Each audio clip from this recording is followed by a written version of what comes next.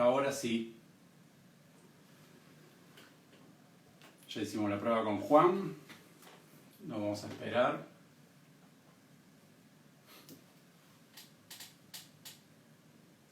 Hay algunos que te ganaron, Pablo.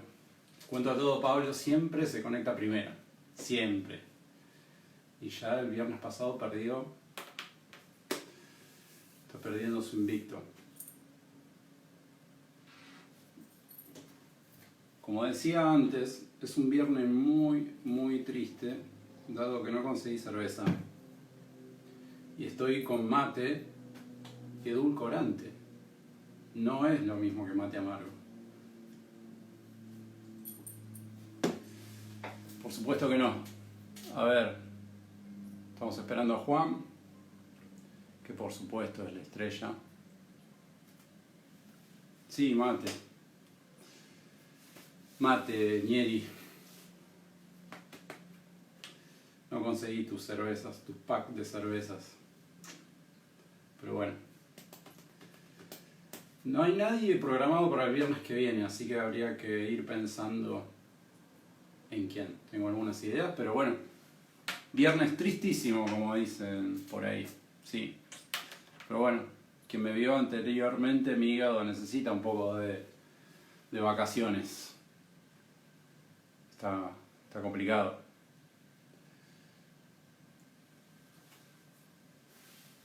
Por supuesto, todos los que se están conectando ahora no están queriendo verme en mi cara, pero bueno, estamos esperando a Juan Travnik que se conecte, charlamos un rato, que ahí está nuestro querido amigo. Vamos a invitarlo a tener... Ahí va.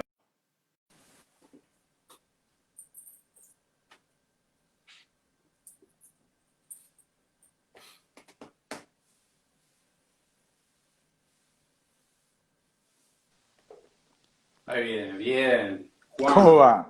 tanto tiempo que no nos vemos. Estimadísimo. Tanto Acá me estaban bardeando, me estaban diciendo cosas horribles, que yo no importaba, que Imagino. esperaban era vos y cosas espantosas, pero bueno, así es la fama, así es la fama. Así la fama. ¿Cómo estás? ¿Arrancaste con esa picada? Todavía no, todavía no. Bien, sí, que Estamos termine esperando esto, acá un ¿no? poquito con mi mujer. Sí, después con más tranquilidad. ¿Cómo Sí, va? no da hablar con un salame en la boca porque Es como no es medio. estético y vos lo sabrás mucho de Sí, esto. digamos, si lo haces en la mesa de Mirta, marcas tendencia. Si lo hacemos acá, van a decir estos Sí, salames que están esto haciendo. sabrá, claro, es un día Es más en la como. vida de Chucho, nada más. Va cambiando según el momento y el lugar Según, donde se haga. Esa cosa es verdad. es El medio otro día, así. arranco ya que mencionaste Mirta Legrand, el otro día estaba viendo una película, no voy a decir quién, digo, retrocedo, y eras vos. Lo googleé porque digo, no, es Juan, y había salido en El Ciudadano Ilustre. Es verdad eso, no estoy loco por lo menos. Permitime que te voy a corregir. No Sí, es que había salido. bueno, perdón, es verdad. Eso es una situación Sí, así un poco casual. Perdóname, dame un segundito que tengo que conectar una batería porque se me apagó pero una lámpara. Esperá. dale tranquilo, yo mientras llevo mate, y no sé si saben su actuación, su roce con la fama de manera actoral de Juan. Pero yo lo vi y dije, epa, acá hay algo distinto. Pero bueno, Sergio, Gallareta, mucha gente que algunas han pasado por los viernes de entrevistas, viernes, lunes, lo que sea, y hay algunos que no se animan, ¿eh? Como la Gallareta. Ya vamos a Sabés empezar. que acá hay como un set armado Sí, y preocupándome de la cámara me olvidé de la luz. la- No sabía que corregirlo. claro, hay que corregir, hay que medir con el fotómetro. Claro, claro. Pero bueno, me decías que era que actuaste En en la realidad, película. en realidad más que una aparición fue, digo, hay una parte de la película que es realmente interesante, que es ese primer minuto y medio. Después la película entra un poco en un bajón, digo siempre. En picada. Sí, pero por suerte he tenido muy buena repercusión. No, fue una casualidad que hice con mucho gusto para unos amigos, porque en realidad el director y los guionistas, los Duprat concretamente, son amigos y los conozco y me habían convocado para... nada, recibí concretamente un llamado de Andrés y me dice, ¿cómo te ves como rey de Suecia? Es mi papel. Es Yo mío. le dije, la verdad que no tengo ni idea de lo que me estás hablando, pero no. ¿Cómo no? No, no, le digo, no. Yo pensando siempre en estas cuestiones que del ridículo solo vuelven algunos políticos, ¿viste? Los demás de los mortales es como que Claro. nos cuesta volver del ridículo. Y entonces dije, no, qué sé yo.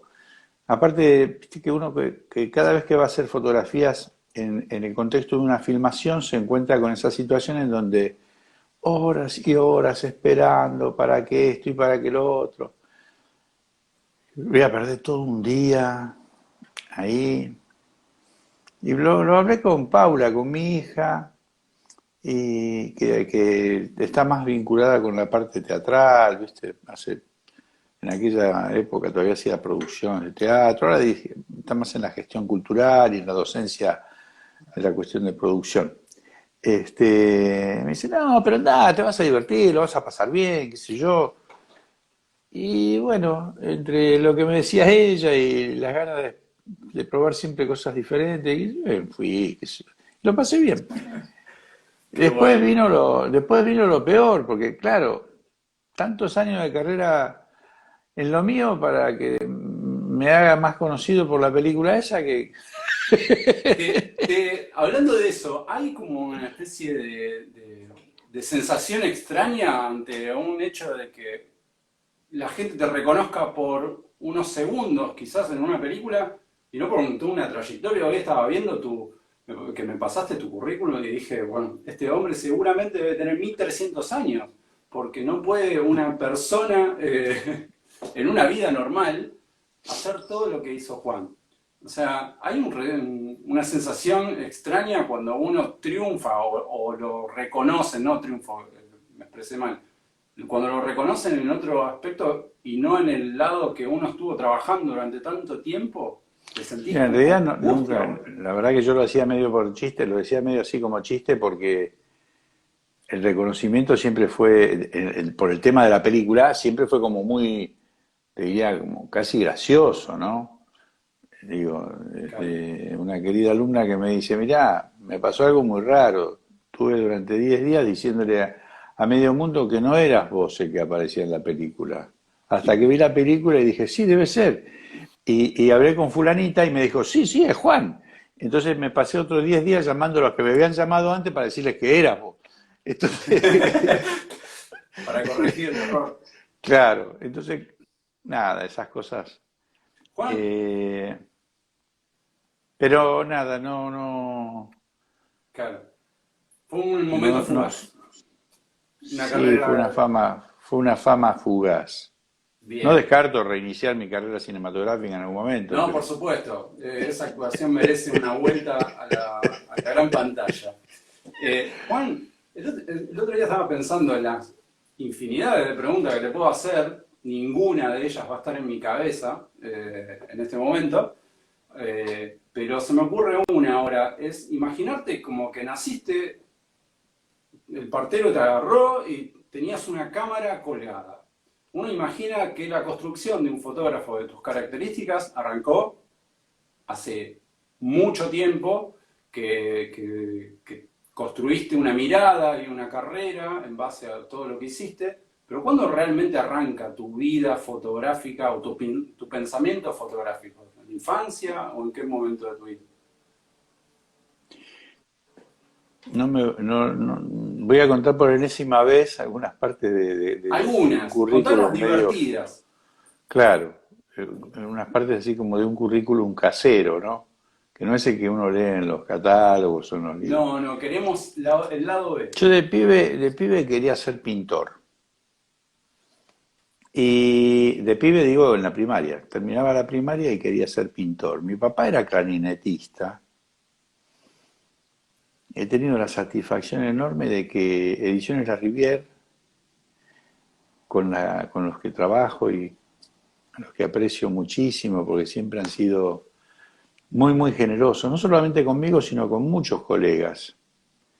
Es algo para destacar. Hicieron en estos días una serie de posteos de fotografías de los padres de los fotógrafos que han trabajado en la editorial. Y nada, me di el gusto y la satisfacción de hacer un pequeño homenaje ahí con una foto que el amigo Tito Crobeto me fundió con otra de la manera que había imaginado yo que podía ser. Él obviamente lo hizo mucho mejor de lo que yo imaginaba que podía ser. Este, y cuento todo esto porque mi papá, que estaba vinculado entonces con el arte, siempre me alentó mucho. Y realmente, si cuando yo era chico quería ser pintor, imagínate que en los 2 últimos años de la primaria iba con otro amigo a la academia del barrio, yo vivía en Villa del Parque, que sigue siendo un poco el pago chico, ¿no? Y terminé la primaria y fuimos a dar con el otro amigo que estaba tan chiflado como yo y quería también ser pintor. Fuimos a dar examen para entrar a una de las escuelas de Bellas Artes, que creo que era Belgrano, ¿no? La verdad que siempre me confundo entre la Belgrano y la Pueyrredón, pero bueno. Y, y nos bocharon, entonces a partir de ahí hubo una retirada de la cuestión así de la pintura y el dibujo, estas cosas medio crisis de adolescente, entonces me había desentusiasmado y todo lo que había hecho mi papá apoyándome, de repente empezaba. Y un par de años después, yo ya tendría 14, 15, viendo un poco este asunto de la fotografía y que la imagen aparecía en un papel y todas estas cosas que aparecen en los libros o en las enciclopedias estudiantiles y todos esos libros que de alguna manera se usaban mucho cuando no había internet para entretenerse o para estudiar o para leer. Eh, de repente empecé a probar con eso y digo, viejo, papá, porque no le decíamos viejo, ¿qué te parece este asunto? Me gustaría probar. Y él era muy aficionado a la fotografía. Y yo, bueno, fíjate, qué sé yo, me compré una camarita, una Pax M4. Y una cámara japonesa, económica, visor directo.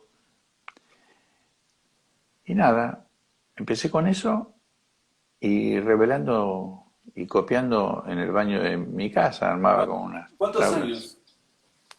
14, 15. ¿Qué ve un chico de 14 años? ¿O qué veía en su momento un chico de 14 Al años? ¿Cuál era? principio, una chimenea de una fábrica que había al lado de mi casa, la jaula donde mi hermano tenía un par de cotorras que le gustaba, te diría que eran como medio sus preferidas. Después tuvimos también, porque a él le gustaba mucho tener un pato en el jardín de la casa, entonces sacaba eso, ¿no? Lo sacaba a mi hermano, a mi abuelita. Bueno, el retrato que va a aparecer, o que ha aparecido en este material de la Ribera es uno de los retratos que yo debo haber hecho teniendo 16, 17, una cosa así. Eh, Estaba terminando la secundaria cuando falleció mi papá, así que esto fue unos meses antes. Y ahí arranqué, primero fui como asistente a un laboratorista, a un laboratorio, aprendí a empezar así a copiar blanco y negro, en donde el taparrayas era vaselina, que se pasaba estirando el rollo, en donde obviamente recibí el primer bautismo que recibíamos todos los que entrábamos a un laboratorio por primera vez, que era, che, ver qué hay acá en este frasquito, que te hacían volver un frasquito con ácido acético y quedabas desmayado, ahí una inconsciencia total. porque el ácido Para los que acético no saben, purga el ácido bastante. acético es horrible, tío. A mí me Claro, con el causa tiempo náusea. con el tiempo vos tenés que aprender que lo ventilás y, Desodorante. ¿no? Este, nada, entonces, toda esa broma que imagínate, un pibe de 15 años, de 14 años. Entonces un verano, en las vacaciones, estuve yendo 3 meses como asistente a un laboratorio, Casa Martín se llamaba, en donde era el lugar en el que revelaba mi papá sus rollitos, ¿no? Y al año siguiente, ya ni me acuerdo a través de qué contacto, mi papá dice, te conseguí una cosa que creo que te va a interesar. Y fui como aprendiz al laboratorio Vixio. El laboratorio Vixio, justo frente a la sede del edificio de rentas, en la ciudad de Buenos Aires, ahí en Suipacha y Paraguay, más o menos por ahí. Obviamente ya no era uno de los Vixio el que estaba al frente del estudio, pero el estudio se seguía llamando Vixio y era un estudio de una tradición, Claro, imaginemos que importante. realmente de los más notables. Ahí estuve también 2 o 3 meses aprendiendo a cargar, obviamente lo primero que te enseñan es a cargar los chasis. Para cargarme los chasis, pibe, iba a cargar los chasis con película. Y nada, ayudaba y tomaba, servía el café y que esto y que lo otro.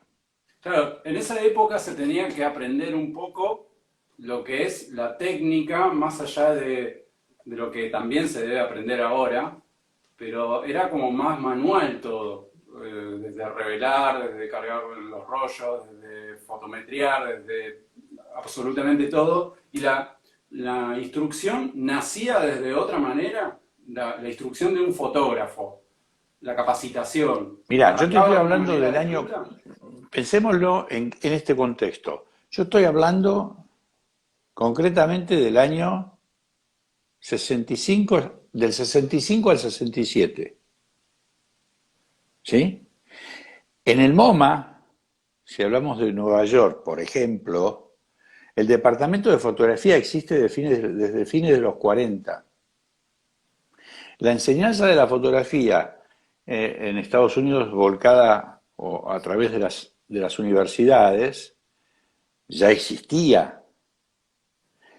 Y la enseñanza de la fotografía en las escuelas de fotografía en Europa, que eran como estas dos características principales, en Europa la enseñanza de la fotografía era a través de grandes escuelas de fotografía en general, y en Estados Unidos eran a través de los departamentos o de los institutos de arte de las universidades. Obviamente, fíjate que la escuela de Otto Steiner en Essen, en Alemania, nace en los 50. De modo que si yo contextualizo la pregunta y me preguntas de vuelta, sí, pero ¿cómo estoy? No, yo hacía de aprendiz en un laboratorio y en un estudio de fotografía en Buenos Aires, donde un gran porcentaje de colegas aprendíamos de alguna manera a hacer nuestros primeros pasos de esa forma. En otros lugares existían escuelas, formaciones de otro tipo, y acá también hubo colegas que también tuvieron una formación o en el exterior o en escuelas de arte de acá y después se volcaron a la fotografía. Esto, obviamente, si arrancamos con el periodo de la modernidad en nuestro país, pero sin irnos tan lejos, los hijos de Ana María, tanto Ricardo como Alicia, queridísimos amigos y colegas, ambos estudiaron afuera, tuvieron la posibilidad de hacerlo, y había estas referencias institucionales que con el tiempo uno se da cuenta que te garantizan un piso de conocimientos técnicos e incluso estéticos, pero como yo siempre digo, uno puede enseñar o aprender música, pero yo no puedo enseñar a hacer Ni Charly García ni el Indio Solari, ¿eh? No, eso lo va a poner el que viene a aprender. Eso será un problema, yo no lo- ¿se Y, entiende? Pero es verdad que en nuestro país y en toda Latinoamérica en general, salvo México, que tenía una conexión directa con Estados Unidos y había otro tráfico de gentes y qué sé yo, donde pudo haber otro tipo de vinculación con el tema de la enseñanza. Estoy hablando de la enseñanza, no de los talentos como fotógrafos, como fotógrafas. Estoy hablando de las instituciones de enseñanza. En nuestro país no había, ¿no? Entonces, no había eso y tampoco había internet, concretamente, ¿no? Si tenías que bucear en revistas que te hacías reservar o conseguir algún libro. Lo que de alguna manera se imprimía acá era poco.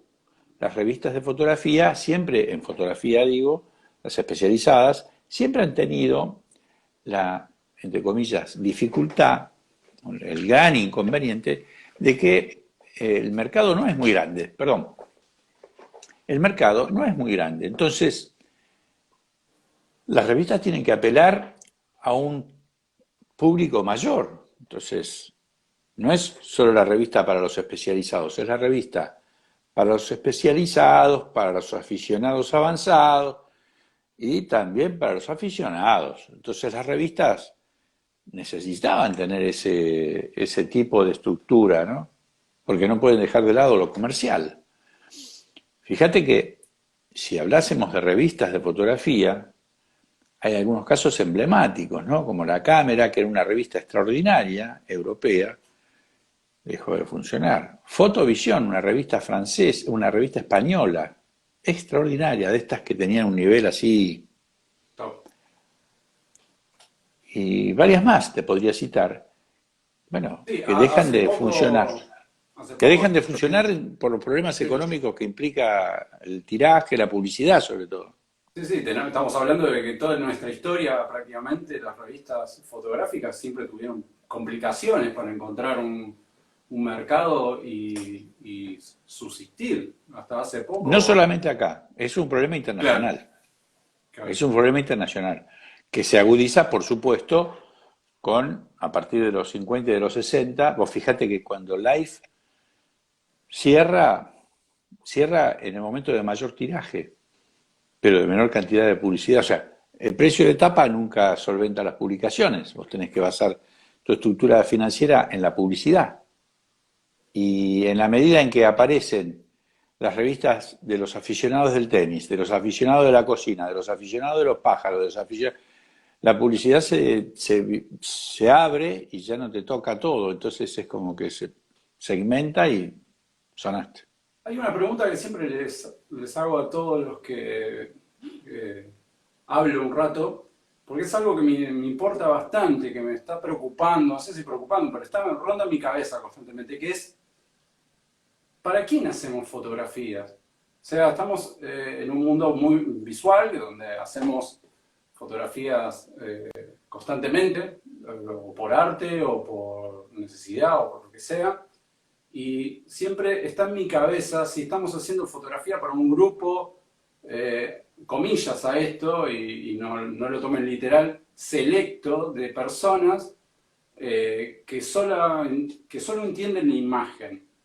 Mi pregunta puntual es, ¿estamos haciendo fotografías para todo el mundo o solo para esos grupos selectos de fotógrafos que vamos a una exposición y consumimos, comillas, fotografía? Mira, si me permitís una pequeña digresión, ¿no?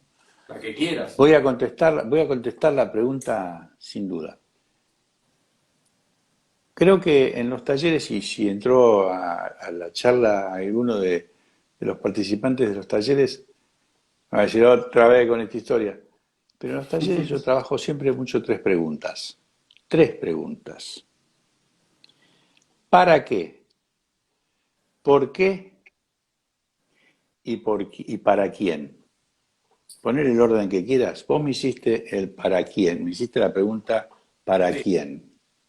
Sí, pero Yo le conlleva todo lo sumo demás. por qué y para qué también. Son preguntas que nos deberían mover la cabeza o inquietar permanentemente. Desde mi punto de vista sería interesante que esto nos ocurra. A esta pregunta de ¿para quién? Yo puedo contestar la respuesta provisoria que tengo desde hace unos años, que no va a ser la misma que puedo dar quizás dentro de 15 días o dentro de 2 años más. Yo saco fotografías primero para mí. En segundo lugar, para algunos afectos muy próximos y algunos colegas muy cercanos. Los afectos próximos en general no van cambiando a lo largo de la vida.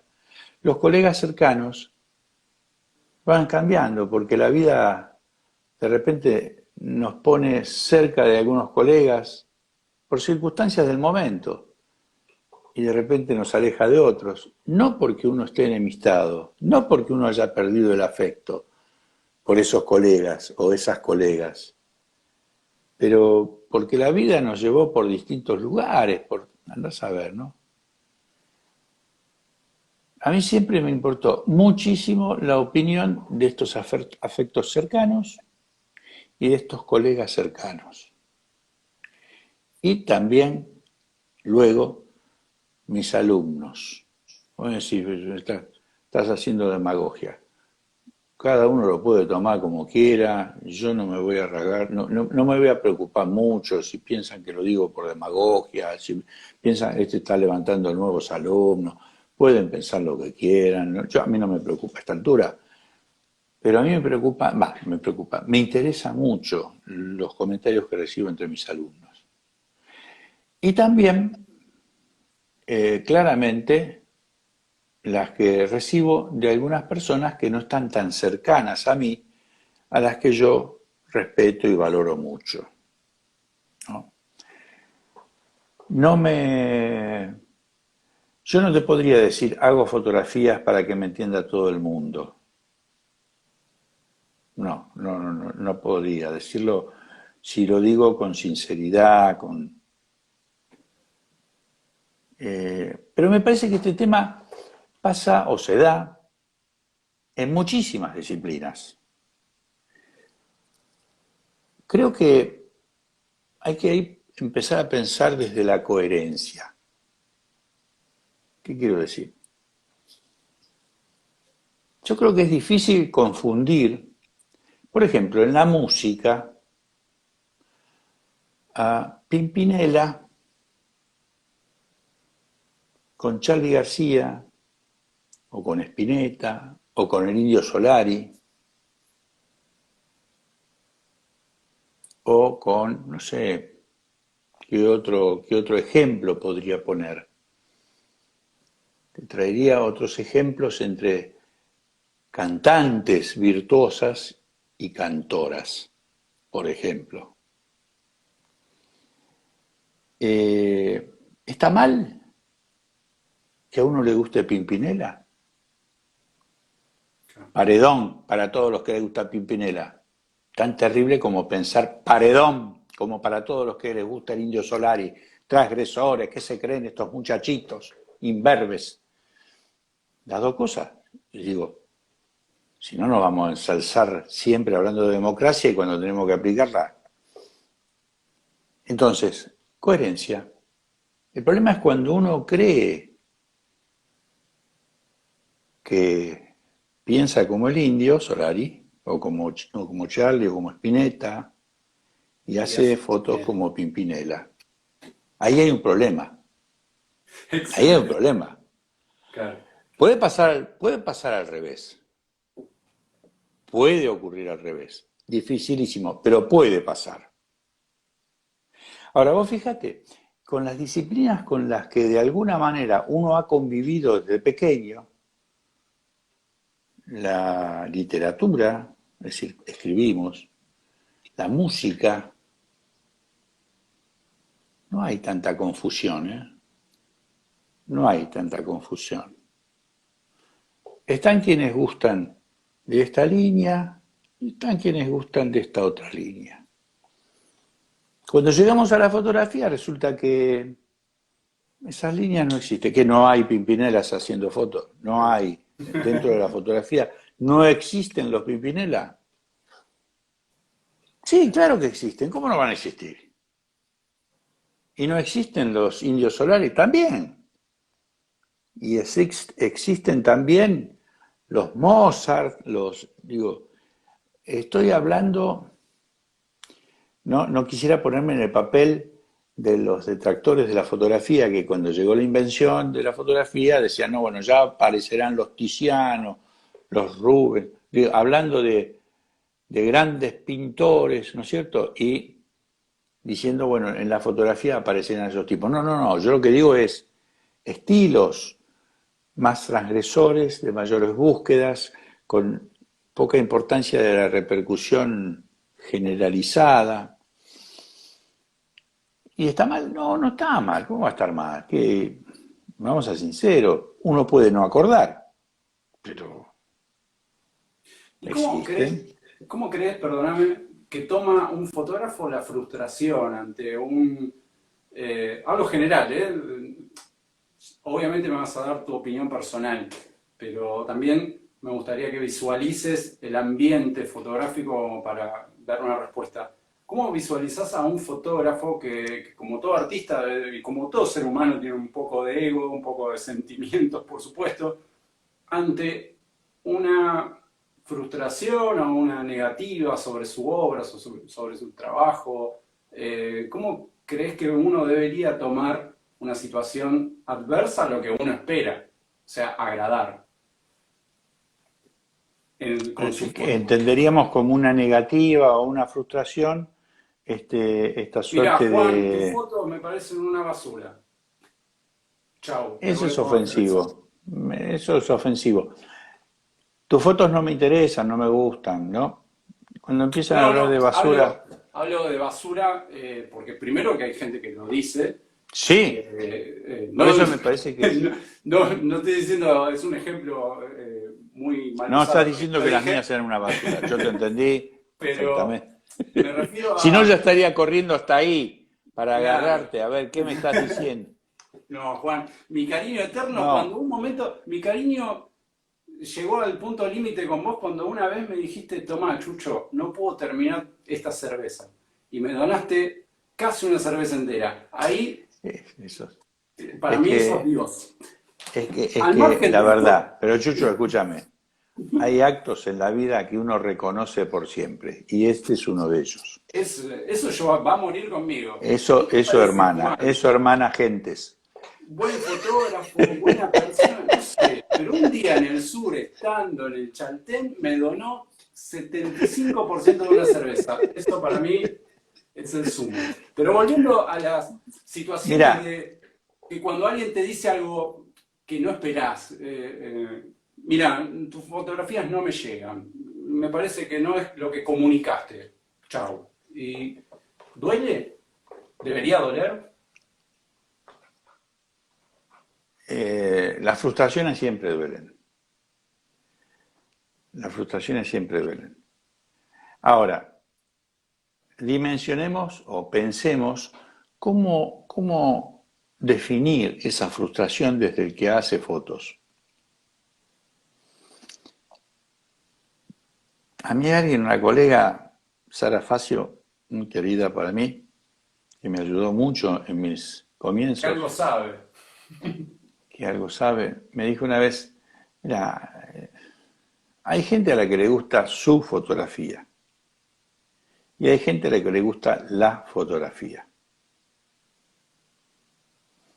Ah, ¿viste esas frases que muchos de nosotros tiramos sin darnos cuenta y que otro, un colega, un amigo, recoge y guarda, porque eso yo la guarda, ¿no?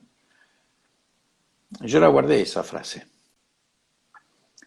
como tantas otras que uno va recogiendo en la vida, ¿no? De distintas personas, de un colectivero, de un profe de la secundaria, de una colega eximia. Y desde ahí creo que el ego de uno puede encontrar alguna, yo diría, alguna medida, ¿no? Algún control. Eh, Me parece que si a uno le gusta la fotografía, empieza a pensar sobre este punto y sobre otras cosas, empieza a pensar diferente. Cuando a uno le gusta su fotografía o su trabajo, me cuesta mucho hablar de obra, digo, de su trabajo, eh, me parece que uno se pierde una posibilidad inmensa de vivir una vida más hermosa, más linda y sobre todo de crecer y desarrollarse más. Eh, ¿No te ha pasado, Chucho, de tener una cantidad de colegas que después del saludo de rigor cuando estás en una muestra, no pasan más de 30 segundos y te están contando de todos sus proyectos, por supuesto inacabados, de la cantidad de muestras que hicieron en los últimos 2 años, por supuesto incomprobables, y de los proyectos de libros que tienen por hacer, también solo expresión de deseo? ¿No te ha pasado? Y Vos yo he decís, tenido pocas muestras personales, pero sí, en otras pero digo, circunstancias, sí. Sí, sí, me pero ha mira, pasado. mira que hay cosas lindas en esta muestra para ver, o cosas que no son tan interesantes para aprender. Y nos ponemos a hablar de... Hay una necesidad a veces de una verborragia, de una cosa así de, mirá, todo esto me está pasando a mí, y yo hice, y yo voy a hacer, y esto, y va. Y nos miramos un poco, ¿no? Charlamos, no sé, de un cuento de Cortázar o de una película Sí, que de puede la ser un gran Martel, no sé, otra disparador a un cosa. próximo proyecto, sí. Sí, sí, sin duda. Y me parece que esto que vos decís, porque entiendo perfecto a dónde iba tu pregunta, tiene conexión con esto. Viste que nosotros tenemos, digo los fotógrafos, tenemos una particular idea sobre cuáles son los vínculos con nuestras fotos. Y somos bastante susceptibles. Quiero decir, yo puedo hablar mal de mis fotos, es casi como con los hijos o los padres de uno, ¿viste? Yo lo puedo criticar. Ahora, si viene otro y dice, yo me enojo, digo, No me toques. yo sé que he perdido amigos por un comentario sincero, que jamás, si es negativo, voy a hacer el día de la inauguración de una muestra. Olvídate. Si yo soy amigo de alguien el día de la inauguración de la muestra, pitos y matracas, abrazo, copa, medalla y beso, lo llamo al otro día o a la semana. Che, tomamos un café y charlamos. Yo no soy, la verdad, jamás creo que en eso la memoria no me traiciona. Jamás he hablado de foto, de un trabajo de otra persona como que es una basura. Jamás. Me parece que desde el barrendero, desde un tipo que limpia las calles para que nosotros podamos estar caminando por un lugar mejor, hasta que te vende un choripán en la cancha, al autor o a la autora de una foto, han puesto una energía, han dado una parte de su vida, de su tiempo en eso, y me parece que, nada, que el respeto sobre eso va primero. Después discutamos, después charlemos, después digamos, después podemos no estar de acuerdo, ¿eh? Pero Claro. para nada. Pero, digo, ese respeto que merece el esfuerzo del otro, porque al otro le va la vida también en eso. Me parece que alcanza como para que uno haga los comentarios sin guardarse nada, pero de algún modo, tratando de no ser, cuando digo ofensivo, puede quedar como convencional, ¿no? Pero que por un lado vamos a hablar de paz y amor y por otro lado te digo, tu laburo es una basura. Ah, mirá qué linda, mirá, mirá qué linda ética que tenés. por un lado me estás predicando paz y amor y no a la guerra y esto y lo otro, y de mi esfuerzo, no me decís, che, mirá, me parece que esto está equivocado, me decís una basura. Habla más de vos que de mi trabajo eso, sin ninguna duda, sin ninguna duda. Mencionaste algo por ejemplo, mencionaste de los barrenderos, personas que no son fotógrafos, quizás, y se me viene a la cabeza la situación de las exposiciones, el punto como final, uno de los tantos puntos finales que ante un trabajo de un fotógrafo puede realizar, que es una exposición, y se me viene a la mente la cantidad de personas que van a una exposición, desde familiares, gente querida.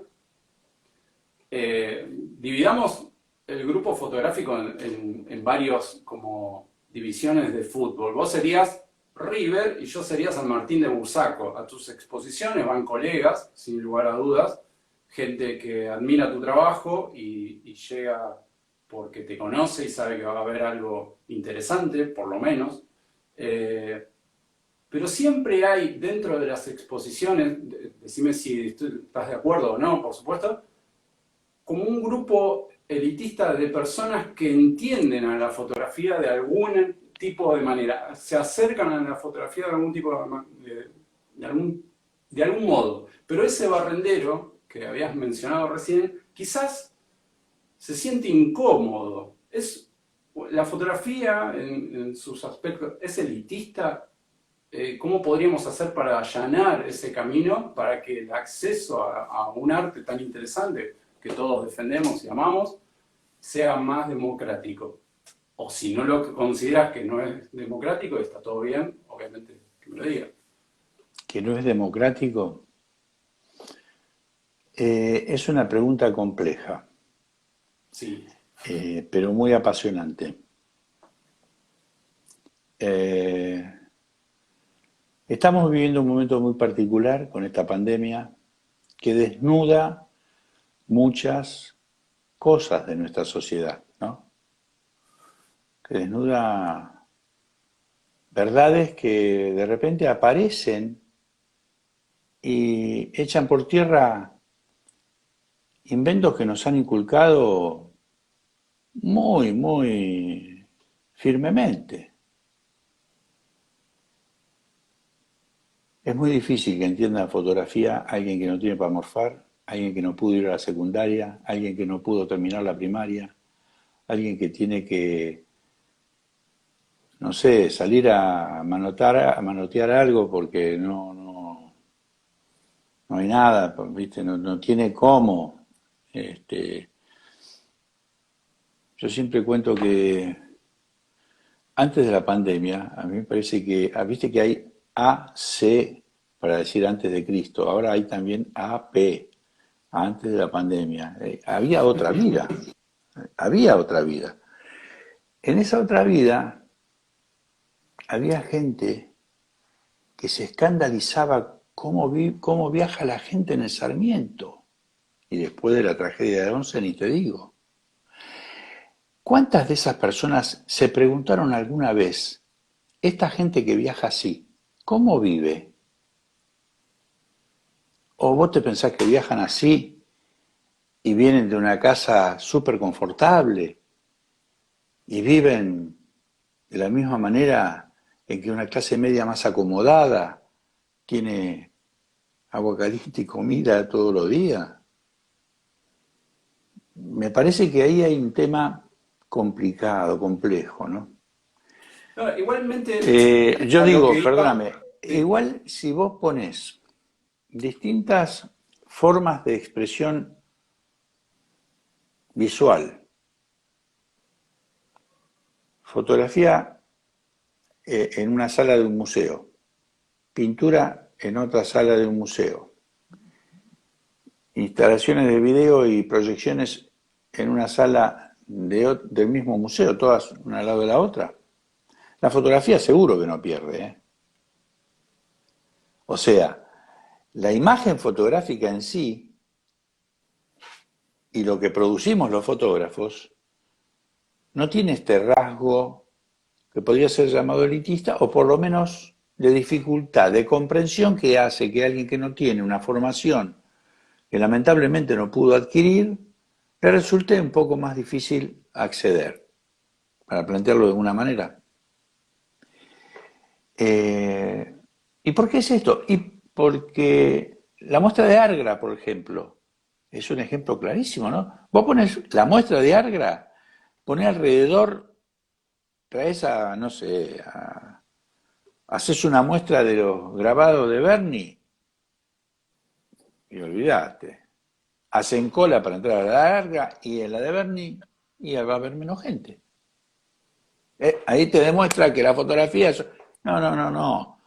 Ahí lo que demuestra es que la fotografía tiene una facilidad de comunicación, porque el que va a ver esas muestras no tiene que hacer un gran esfuerzo para entrar, porque está viendo imágenes que corresponden a su vivencia de cotidiana.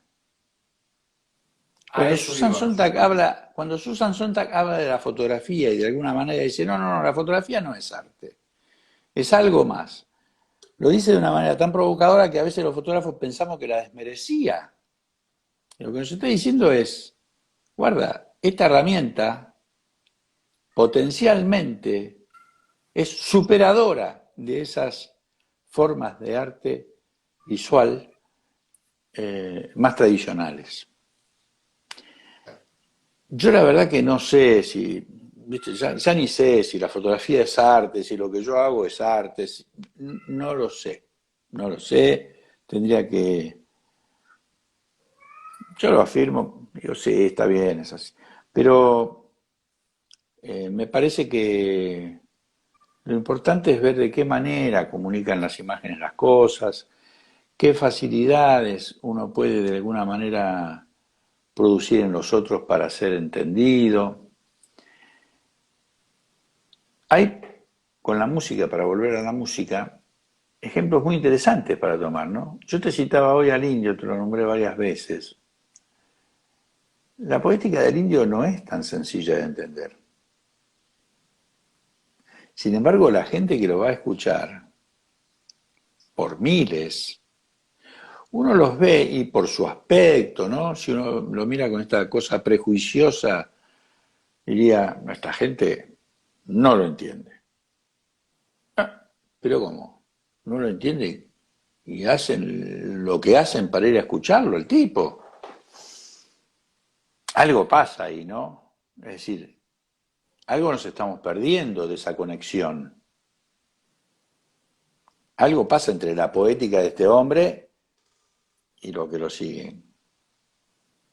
¿Será quizás alguna coherencia que han detectado en términos de cómo actúa en su manejo con los medios, con la economía, con las discográficas y lo que proponen sus canciones?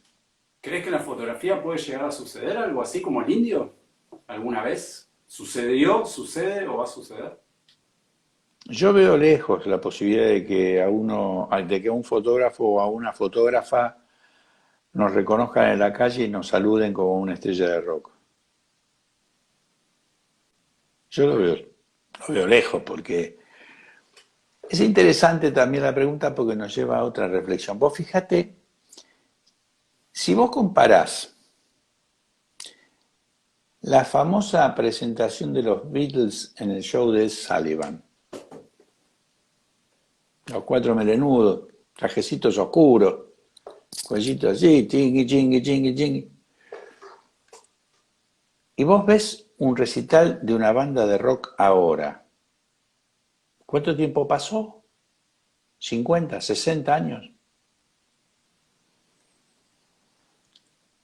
En la fotografía hubo un cambio tan abismal como el que se da ahí. Claro.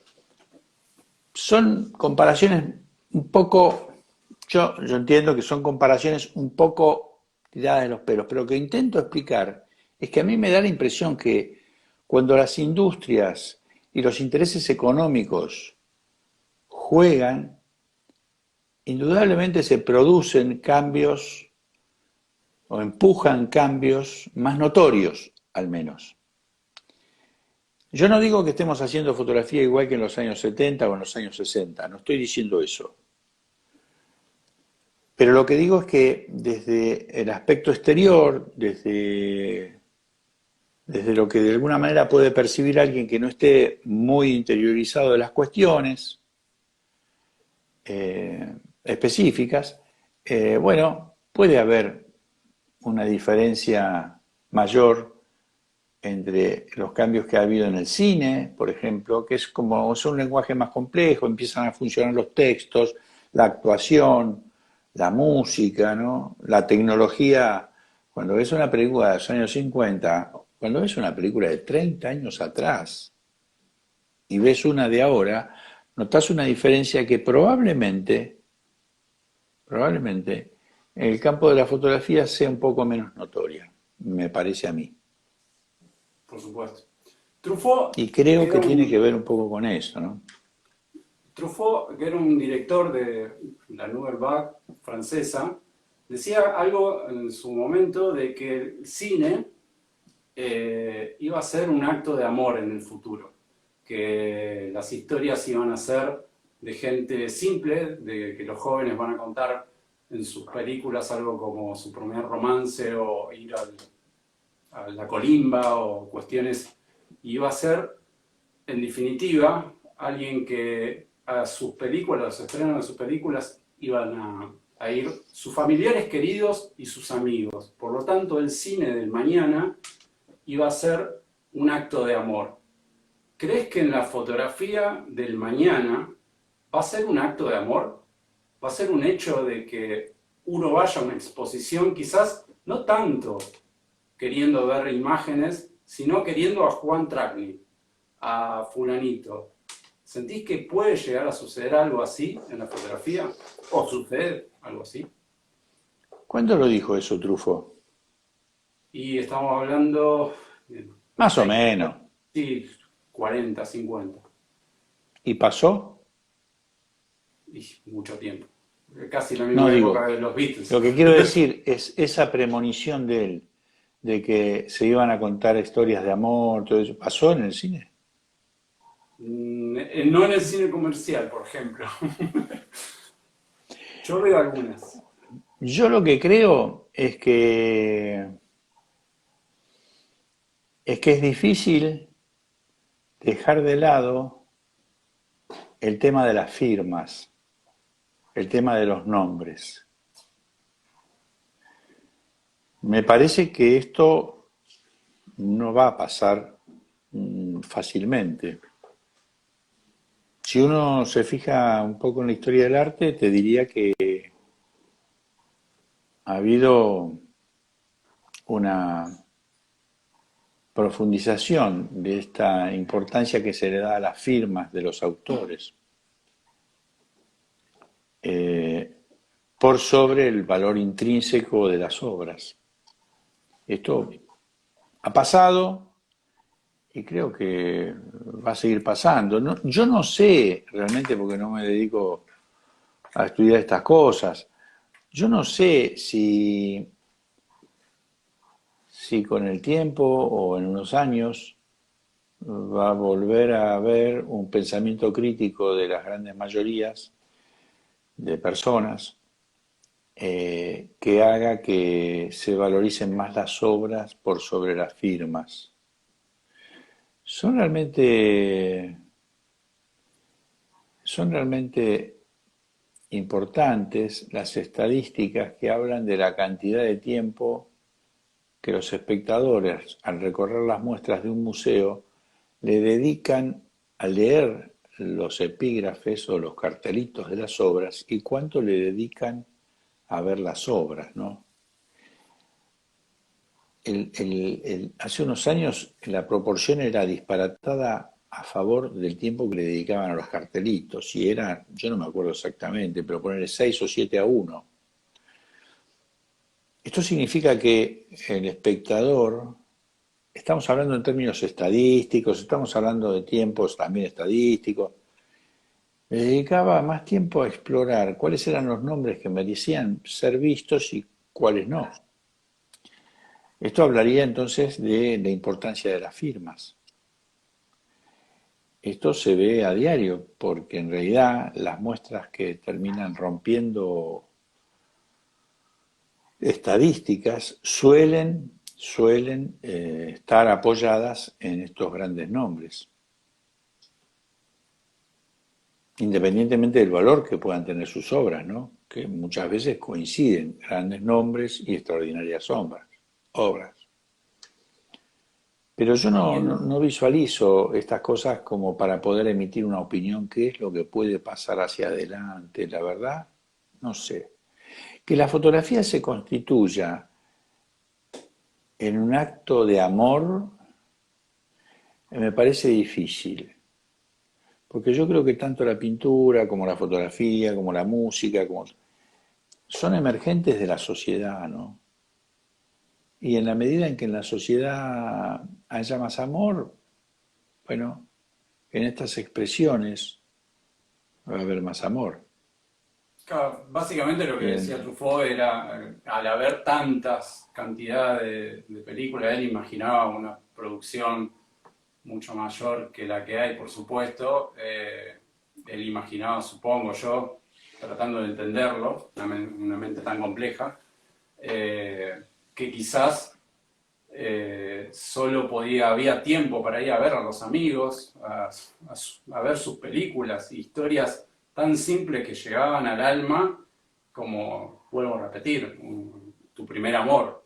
Esas cosas que quizás imagino que podía llegar a interpretarse con esto de que hay tanta variedad de fotógrafos en la actualidad y tanta cantidad de exposiciones, entre comillas exposiciones, porque en realidad el circuito de las exposiciones, que era una pregunta que te quiero hacer ahora, es bastante como que lo ve de este lado, lo ve como limitado, es difícil acceder a una sala para poder mostrar su trabajo.